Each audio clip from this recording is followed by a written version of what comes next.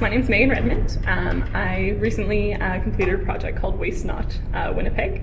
It's basically a web resource for people in the community to kind of get more in touch with the sustainable activities that are happening in our city and start thinking creatively about what they can do in their own personal lives to kind of take the first couple of steps toward a sustainable lifestyle and just more mindful recycling practices and consumer practices. There are a lot of sustainable activities happening in the city, but access to them maybe isn't as out there as it could be, which is what the gap that Not Winnipeg is trying to fill.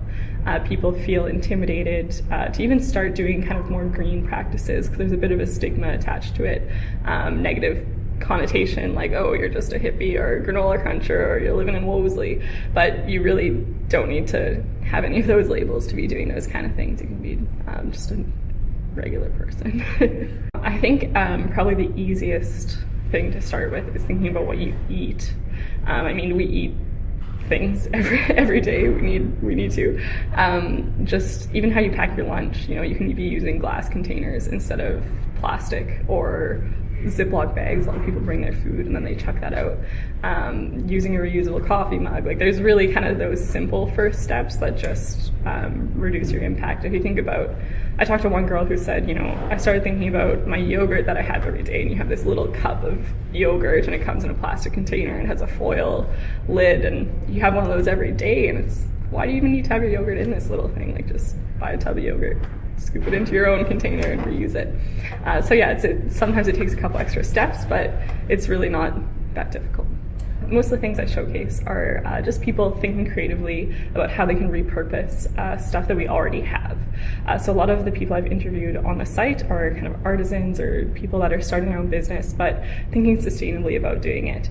I interviewed one lady who she makes jewelry out of old skateboards, which is something really cool. She had a lot of them because she worked in the skateboarding industry, so they get broken boards all the time, and she thought, why not do something with this, because boards are really special. They mean a lot to the skaters that use them, and she wanted to kind of pass that on. I have another woman I interviewed who does traditional cooking, kind of learning how to use I think it's called nose to tail cooking. Sounds a little off, but just different practices that we've kind of lost touch with that maybe our grandmother's generation would have done, no question. It was just second knowledge, they did it without even thinking, and we wouldn't even imagine it nowadays. The way things are going now, we really can't continue consuming at the rate that we are. There's just not enough. There's not enough to consume to continue going this way. But aside from that, I don't like to get super preachy about the kind of environmental side of it. I really just think that reusing and kind of being more frugal makes you feel better as a person. We have come to just be so concerned with the stuff. We're really, our whole lives are spent working and making money just to spend money kind of frivolously on things that we think are giving us happiness.